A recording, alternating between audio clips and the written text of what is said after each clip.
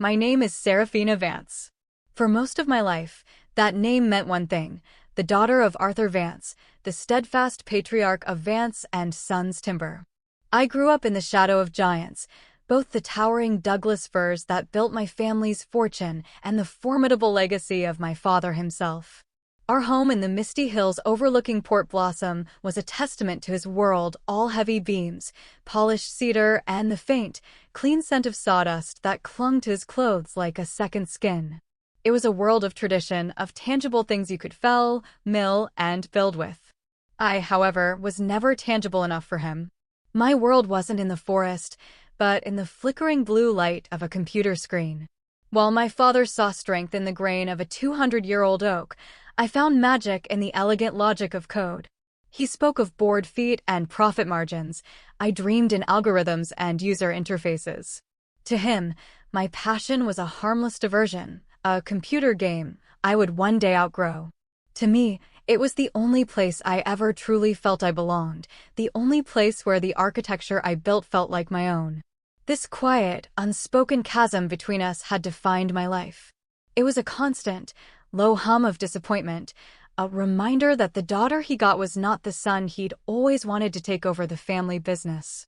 And so I learned to build my world in silence, far from the disapproving gaze of the man who saw my digital creations as little more than smoke. That old, familiar ache of not quite belonging resurfaced on a Tuesday morning as the gentle swish of my electric car's tires on the rain-slicked streets of Port Blossom was the only sound. The city was wrapped in its signature gray blanket, the kind of soft, contemplative weather that usually soothed me. Raindrops traced lazy paths down the window, blurring the iconic silhouette of the luminous spire and the steel-gray waters of the Puget Sound beyond. But the quiet beauty of the morning was shattered by the glowing screen of my phone. A message from my mother. "My dearest Serafina," it began, her voice a perfect echo in my mind, always gentle, always laced with a delicate, persuasive pressure. "About the 40th anniversary party this weekend. We've had the most overwhelming response from your father's colleagues. It seems everyone wants to celebrate him. I'm so sorry, darling, but we're going to have to take back your invitation. I hope you understand.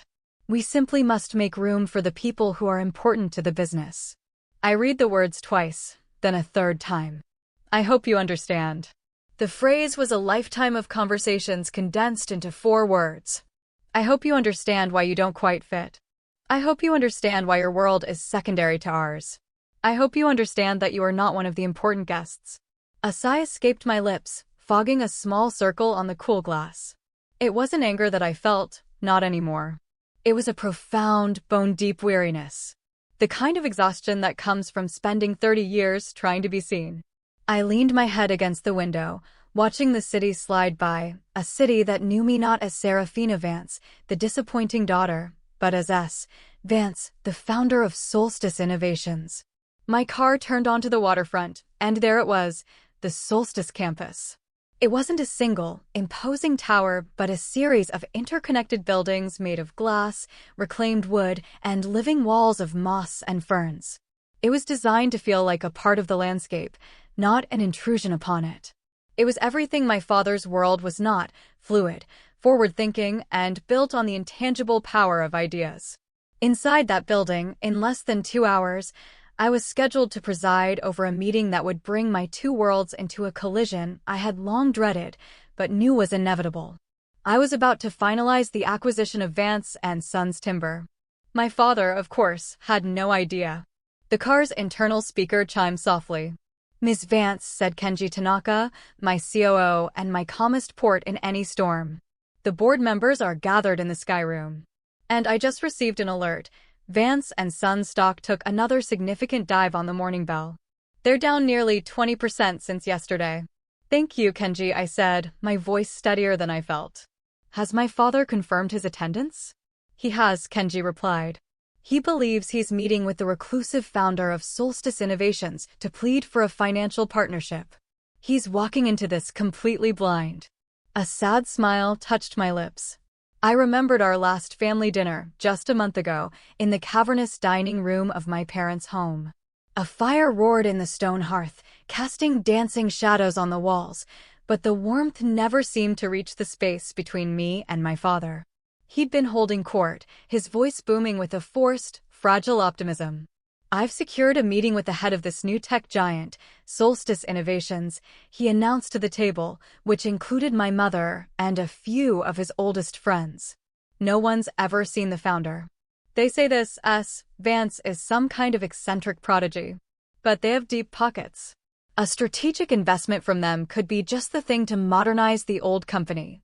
My mother had beamed at him, her face a mask of wifely pride.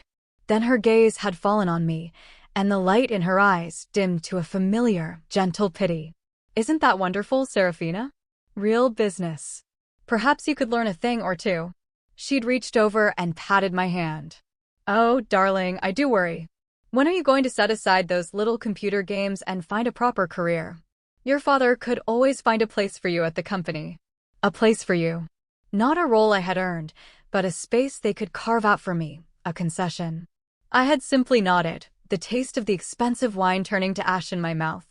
Little did they know, my little computer games had built a sustainable technology firm valued at over $900 million, while the legacy my father clung to so fiercely had been quietly crumbling for years.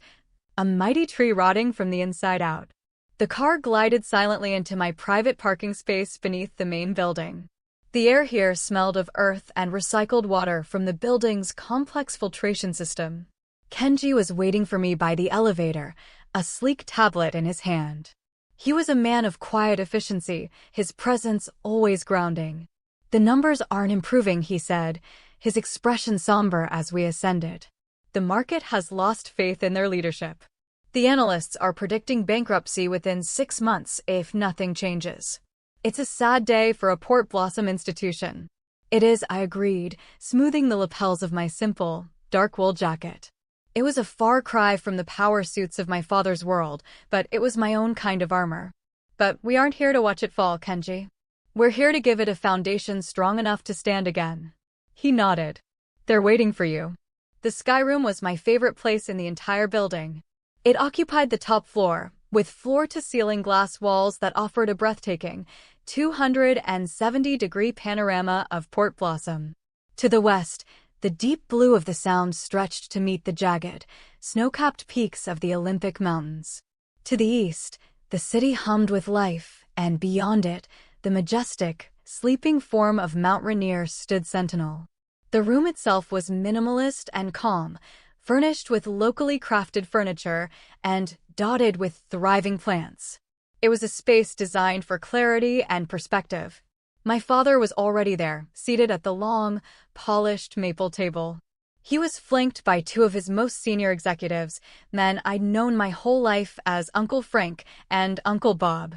They all looked deeply uncomfortable, their heavy, dark suits out of place in the light-filled room. Their faces were etched with a mixture of anxiety and hope, the desperate expressions of men adrift at sea, searching the horizon for a rescuing sail. My father was fidgeting with his tie, a gesture I knew meant he was profoundly nervous. He didn't even glance at me as I entered and took a seat at the far end of the table. To him, I was just part of the background staff, an assistant or a junior aide. He'd never been to a Solstice event, never read an article about the company beyond a cursory glance at the business section. In his mind, I was still his daughter, the girl who tinkered with computers in her bedroom. The idea that I could be anything more was simply outside his realm of possibility. "The founder will be with you shortly," Kenji announced to the room, his voice perfectly neutral. "Thank heaven," my father muttered, loud enough for me to hear. He ran a hand over his thinning gray hair. "Vance and Sons has been a cornerstone of this city for 75 years. We just need a bridge, a little help to get through this rough patch. Solstice is our last, best hope." I watched him, my heart a tangle of conflicting emotions. I saw the proud, stubborn man who had dismissed my dreams, but I also saw the terrified man who was watching his entire world slip through his fingers. He had never known how to show me his love, but I knew, in his own way, he did love me. And in that moment, I felt a deep, aching sorrow for the pain he was about to endure. After a few minutes of tense silence, my father cleared his throat impatiently. Will the founder be joining us soon? He asked, his gaze sweeping the room, looking past me as if I were invisible. I took a deep breath, the clean, oxygenated air of the room filling my lungs. It was time. The founder is already here, I said. My voice was quiet, but in the silent room, it carried with it the weight of all the years I had been unheard. I stood up. My father's head snapped towards me. His face was a slow-motion film of dawning realization. First came confusion, a slight furrow of his brow. Then, a flicker of disbelief, as if his mind was refusing to process what his eyes were seeing. And finally, a deep, seismic shock that seemed to rock him to his core. "Serafina," he whispered, his voice thin and reedy. "What are you doing here? Where is us, Vance?" "You're looking at her, Dad," I replied, my voice gentle but firm. I let the silence hang for a moment before continuing. "Though I suppose you might have known that if you'd ever asked what I do all day with my little computer games. Or if you'd ever accepted my invitation to one of our product launches." His face, usually ruddy with confidence, drained of all color. He looked ashen, his eyes wide and unblinking. On the large, ambient screen behind me, the market data scrolled silently, a brutal, digital storyteller. The red, downward arrow of VNS was a stark contrast to the steady, green upward climb of souls. The story was right there, told in the unforgiving language of numbers. "That's impossible," he stammered, shaking his head. You play with code. You're not." He trailed off, unable to finish the sentence. "Not what, Dad?" I finished for him, the question soft but pointed. "Not serious? Not capable? Not important enough for an invitation to your party?" A flurry of motion rippled through his executives. They were frantically tapping on their phones. I saw Frank's eyes widen as he read, his face paling. Bob let out a low whistle, staring at his screen in stunned silence. They were finding the articles now, the profiles in tech journals, the interviews I'd reluctantly given, the stories about the quiet, enigmatic founder of Solstice Innovations, Vance. "But your little startup," my father managed, his voice cracking. "My little startup generated more in net profit last quarter than Vance and Sons has in the last decade," I stated, not with pride, but with a heavy sense of fact. "Those little games you wanted me to outgrow? They built a company that is now a leader in sustainable tech and logistics software, with a market cap that exceeds the entire Pacific Northwest timber industry combined." Just then, my phone, resting on the table, buzzed with an incoming message. It was my mother. "Darling, I do hope you're not too upset about the party. It's about maintaining a certain standard, you understand. Appearances are so important." I picked up the phone and, with a few taps, projected the message onto the large screen. The words hovered in the air between us, a perfect, crystalline monument to their priorities. My father flinched as if struck. "Speaking of standards," I said, my voice low, "let's talk about the future of your company. Or, more accurately, its lack of one under its current trajectory. Because as it turns out, sometimes the daughter you don't think is important enough to invite to the party is the only one who can keep the lights on." The atmosphere in the sky room grew heavy, the stunning view outside seeming to mock the suffocating tension within. My father stared at the screen, where Kenji had now replaced my mother's text with the stark financial projections for Vance and Sons Timber. A steep, cascading decline that ended in a flat line. "As you can see," I began, my voice shifting into the calm, professional tone I used with my own board, "Vance and Sons has been losing ground for years. Your resistance to diversifying, to integrating modern logistics and sustainable practices has made the company a relic. The market has moved on, Dad. Your stock has lost over 70% of its value in the last 2 years alone. We have been in this business for 3 generations, he protested, his voice a hoarse whisper. We know timber. We know our work. You knew the industry, I corrected gently, bringing up a series of charts showing the rise of engineered wood, bamboo composites, and international competitors who had embraced technology. While you were relying on tradition, the world was innovating. We, Solstice, developed the very supply chain software that your competitors are now using to outperform you. The same technology you once called a fad at Christmas dinner." My phone buzzed again. Another text from my mother. The RSVPs are pouring in. Even Commissioner Davies has confirmed. Your father will be so pleased. It's vital to have the right people there. You see why we had to be selective, don't you? Again, I projected the message. I watched my father's shoulders slump as he and his colleagues read it.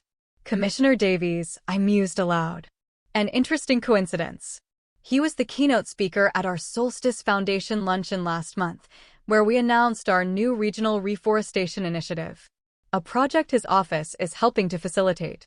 My father looked up, his eyes filled with a dawning, horrified understanding.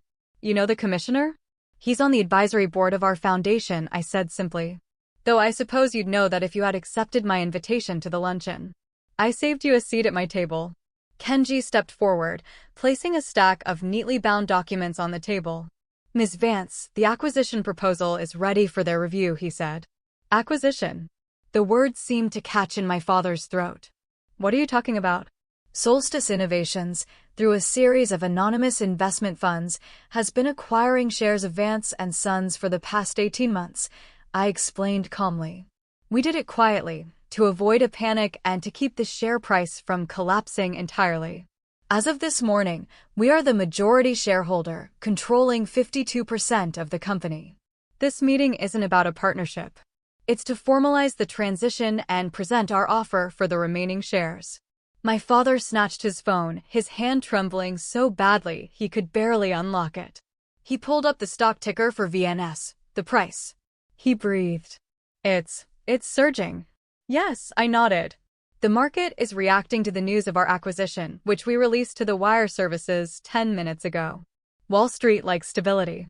They like forward-thinking leadership. I paused, then turned my gaze to his executives. Speaking of which, for those of you who wish to remain, you will, of course, be welcome. However, your roles will be reevaluated based on merit.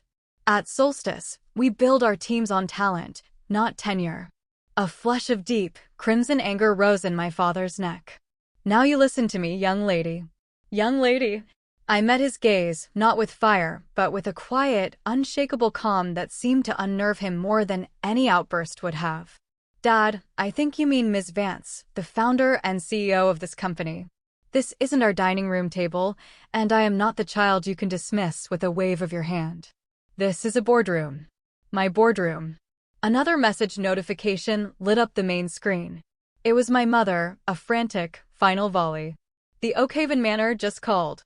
They've canceled the party. They said something about unexpected renovations. What is going on, Serafina? This is a catastrophe.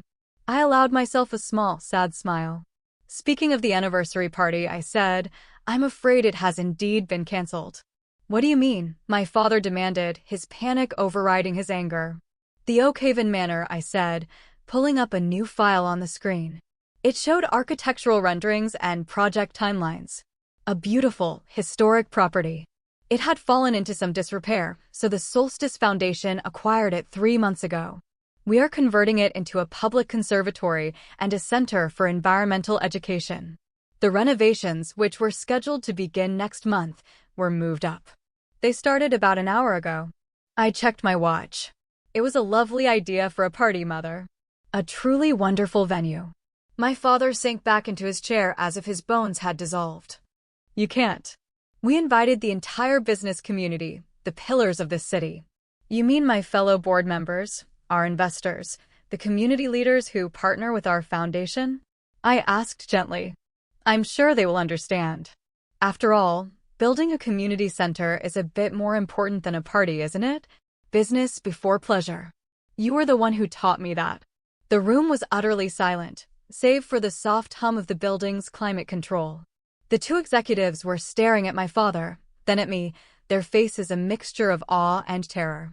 Now, I continued, my voice soft again. Shall we review the terms of the acquisition? Or would you prefer to allow the company to file for bankruptcy, at which point we will acquire the assets for a fraction of their value? Just then, a commotion erupted outside the glass doors of the Sky Room. My mother, having somehow blustered her way past security, burst into the room, her face a mask of pure socialite panic. Serafina, she cried, waving her phone like a weapon. The manor has canceled. Canceled. Do you know how this makes us look? I will be a laughingstock. What am I supposed to tell? She stopped dead, finally taking in the scene. Her husband, looking like a ghost, slumped in his chair. His oldest friends staring at their phones as if they contained the secrets of the universe. And me, standing at the head of the table, in command, in a world she had never once bothered to imagine. What is this? She stammered. This, mother, I said, gesturing to a chair Kenji had silently placed beside her, is a board meeting. The one where your uninvited daughter saves dad's company. Please have a seat. You'll want to hear this part. She sank into the chair, her perfectly manicured hands clutching the pearls at her throat. As I was saying, I went on, my gaze returning to my father. Solstice is prepared to offer a generous price for the remaining shares. I named a figure, one that was well above the current, battered market value. It was more than fair, it was a gift. One of his executives let out an audible gasp. That's... Frank began, finding his voice. Robert, that's a lifeline. Lifeline, my mother echoed, bewildered. Robert, what is he talking about? What is happening? My father wouldn't meet her eyes. The company, Catherine, it hasn't been doing well. For a long time. Not doing well? I brought the bankruptcy projection back onto the screen. The company is less than a quarter away from total insolvency. The only thing that has propped it up this long was our strategic, anonymous buying. Bankruptcy. The word was a shriek, a sound so foreign and horrifying in her carefully curated world. But our home, the club memberships, our life, all built on a foundation that was crumbling beneath your feet, I said quietly. Much like your assumptions about my life's work. My phone chimed with a news alert and Kenji, ever prescient, displayed it on the screen. The headlines were already flooding in. Solstice Innovations to acquire timber giant Vance & Sons. Tech sector moves to revitalize traditional industry. Vance, the mystery CEO, revealed as heiress Serafina Vance. Your car is ready, Ms. Vance, Kenji murmured. You have a flight to catch. The board in Singapore is waiting for the merger announcement. Flight? My mother whispered, her world spinning. Yes, mother. The little hobby is a global enterprise. It requires a bit of travel. I looked at my father's executives, who were now sitting straighter, their expressions shifting from fear to calculating interest. For those of you who transition to the new company, you should know that Solstice offers an excellent benefits package. Stock options, comprehensive wellness programs, and yes, access to company aircraft for senior leadership. I watched my father age 10 years in 10 seconds as he saw the loyalty in the room pivot, swift and silent, from him to me. The papers, I said with a nod to Kenji, who began distributing the thick folders. We'll be keeping the Vance & Sons name as a division of Solstice. A legacy brand. Ironic, isn't it?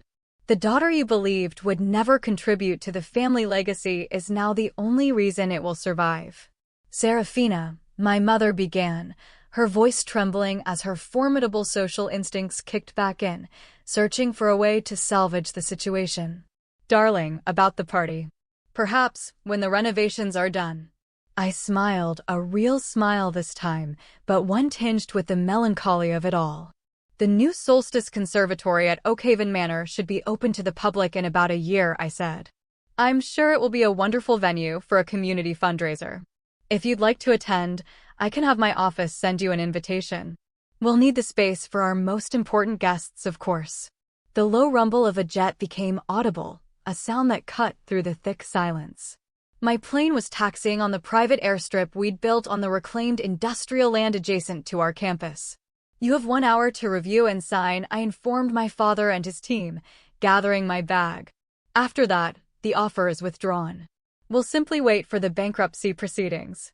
Standing, I smoothed my jacket and walked toward the door. I paused and looked back at my father. Dad, I said softly. Remember when you told me I would never understand the grit and reality of the real world? He nodded, his eyes hollow. Maybe the real world is just the one you choose to build, I said. Next time, perhaps you'll see the forest and the trees. As I walked out, I heard my mother's breathless, shocked whisper. All this time, while we were making excuses not to include her, she was buying us. My father's reply was heavy with the weight of a lifetime of misjudgment. No, Catherine. She was saving us. The helicopter ride to the airstrip was quiet. The city spread out below, a tapestry of light and life. Each glowing window was a story, a world. I had built my own. I hadn't set out for revenge. I had only ever wanted to build something of value, something that lasted. The acquisition, the cancelled party, they weren't acts of spite. They were simply the consequences of a world they had refused to see, colliding with the one I had been forced to create on my own. As the jet lifted into the night sky, leaving the lights of Port Blossom behind, I felt a quiet sense of peace settle over me. They had uninvited me from their celebration of the past. In return, I had invited them and their legacy into the future. The jet leveled off at 35,000 feet, cruising through a sea of stars. I leaned my head back, the long day finally catching up with me. My phone buzzed one last time. It was a message from my father. Serafina, I've signed the papers. You were right. I was so focused on the company I inherited, I never learned how to build one myself. All these years, I thought strength was about holding on to the past. I think I'm just beginning to understand that real strength is about having the courage to build the future. Your mother and I, we have a lot to talk about. I am proud of you. I am so proud. A single tear traced a path down my cheek. I typed a simple response. The future is something we can build together, Dad. Real success isn't about being the most important person in the room. It's about making the room a better place for everyone. See you at the next board meeting. The door to my world has always been open. Kenji smiled at me from across the aisle. Ready for Singapore, Miss Vance? Always, I replied, watching the curve of the earth appear on the horizon. I had spent so much of my life waiting for an invitation to a world where I belonged. I finally understood that I never needed one. I just needed to build it myself.